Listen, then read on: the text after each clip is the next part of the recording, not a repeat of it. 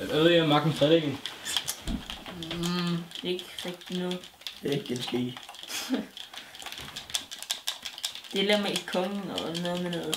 Hvem der bestemmer, tror jeg. Hvad er grundloven? Ja, noget med noget lov i hvert fald, det er helt sikkert. Ja. Men jeg tror ikke, det er det samme som jantelov. Nej. Jeg er ikke sikker. Den 5. juni 1849 fik Danmark sin første grundlov. Det betyder, at vi også fik vores første demokrati. Men nu vil jeg gå ind og finde ud af mere om grundloven. Kan I tjekke det ud?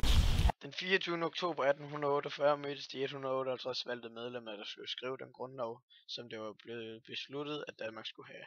Forsamlingen bestod af 3 grupper: konservative, nationalliberale og bondevenner. Grundloven er sidenhen blevet fornyet 3 gange, i 1866, i 1915 og senest i 1953. Den sidst fornyede grundlov er gældende i dag. Der har været meget debat om at ændre grundloven igen, så den kan blive mere tidsvarende. Men da grundloven er meget svær at ændre, er det kun blevet ved snakken.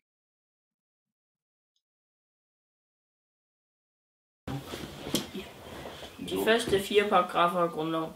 Paragraf 1. At loven gælder hele Danmarks rige. Paragraf 2. Regeringen har indskrænket monarkiets magt, så de faktisk ikke bestemmer noget, men de kan have indflydelse på det. Paragraf 3. Det er kongen, der skal underskrive de nye regler i forening med Folketinget.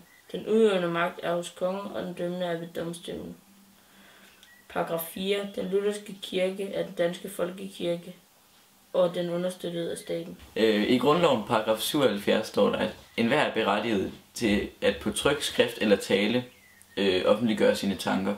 Det vil sige, at vi har ytringsfrihed til at sige og gøre, hvad vi vil. Men dog har vi med ansvar for domstolen. Det vil sige, at man skal tage ansvar for det, man siger og gør. I grundlovens paragraf 34-44 stod der alt om valgret og hvem der kunne vælges. Det blev fastsat, at den lige og almindelige valgret til både Folketing og Landsting skulle gælde for alle mænd over 30 år. De skulle eje egen bolig, ikke have begået kriminalitet eller modtaget fattighjælp, som ikke var betalt tilbage. I grundlovens paragraf 34-44 stod der alt om valgret og hvem der kunne vælges. Det blev fastsat, at den lige og almindelige valgret til både Folketing og Landsting skulle gælde for alle mænd over 30 år. De skulle eje egen bolig, ikke have begået kriminalitet eller modtaget fattighjælp, som ikke var betalt.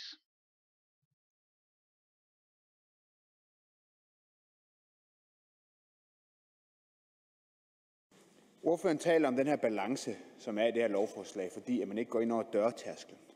Nu er der flere ordførere, der har været inde på det. Ens hjem, det er ens grund.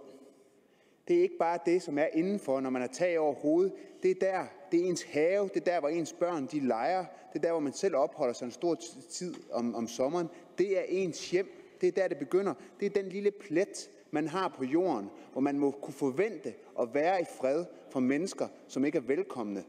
Og hvor kun myndighederne kan komme ind, hvis de har en retskendelse. Det er det, som er princippet i vores grundlov, og det er det, som I, for at sige det rent ud, skider på. I skulle skamme jer.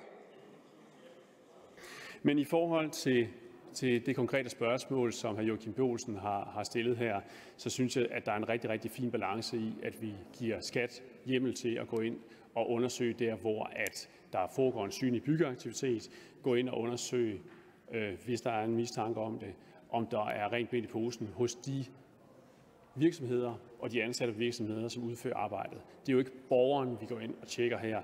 Det er jo dem, der udfører arbejdet. Så der synes jeg, der er en rigtig, rigtig fin balance, og med respekt for grundlovens paragraf 72.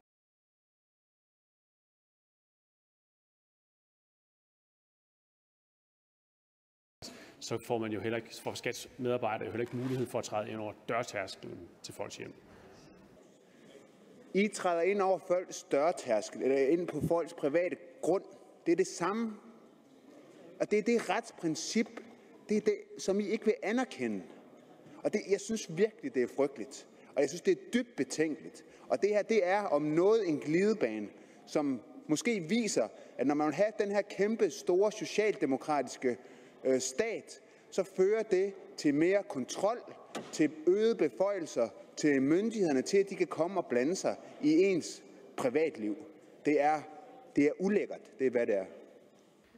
Jamen, jeg kan straks sige, at der er ikke tale om nogen glidebane med det her forslag. Vi siger meget præcist, med de forslag, vi lægger frem i L170A og L170B, hvad det er for nogle beføjelser, vi giver skat, og vi siger meget præcist også, hvilke begrænsninger det er, skat får. Skat får ikke mulighed for at træde under folks dørtærskel med det her forslag, men folk får mulighed for at gå ind og tjekke den byggeaktivitet, der er på en byggegrund. Og det synes jeg egentlig, at det er en rigtig, rigtig fin balance i forhold til grundlovens paragraf 72. Nu vil altså grundloven stå for det første demokrati i Danmark, og grundloven er lovene over alle love, og at det er den tredje version, som er gældende i øjeblikket.